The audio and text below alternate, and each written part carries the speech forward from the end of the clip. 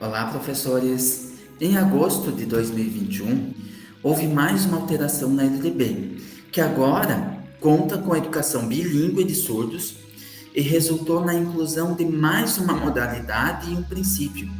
5 artigos na LDB sofreram alteração por força da Lei 14.191, de 3 de agosto de 2021. Foram alterados o artigo 3º, o 60A, o 60B, o 78A e o 79C. A LDB traz os princípios do ensino. Lá no artigo 3º, ela traz os princípios que estão em consonância com o artigo 206. E o que aconteceu? Foi incluído lá no artigo 3º mais um princípio.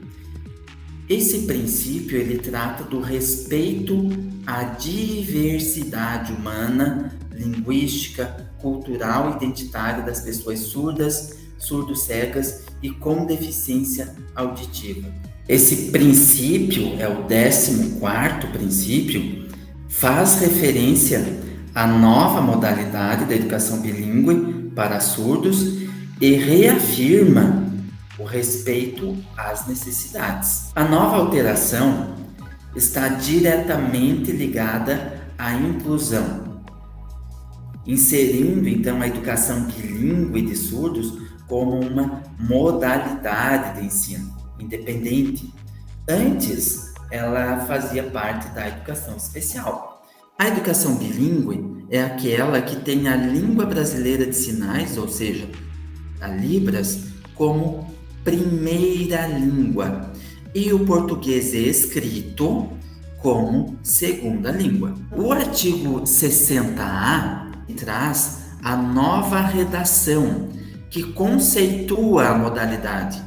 Essa descrição ela já consta lá na Lei Brasileira de Inclusão. Entende-se por educação bilíngue de surdos, para os efeitos desta lei, a modalidade de educação escolar oferecida em língua brasileira de sinais, Libras, como a primeira língua, ou seja, a língua materna. E o português escrito como segunda língua em escolas bilíngues de surdos, classes bilíngues de surdos, escolas comuns ou em polos de educação bilíngue de surdos para educandos surdos, surdos cegos, com deficiência auditiva, sinalizantes, surdos com altas habilidades ou superdotação ou com outras deficiências associadas, optantes pela modalidade de educação bilíngue de surdos. O artigo 60A ele traz ainda no parágrafo 1º que haverá, quando necessário, serviços de apoio educacional especializado, o atendimento educacional especializado bilíngue para atender essas especificidades. No parágrafo 2º, a oferta de educação bilíngue de surdos terá início ao 0º ano na educação infantil e se estenderá ao longo da vida.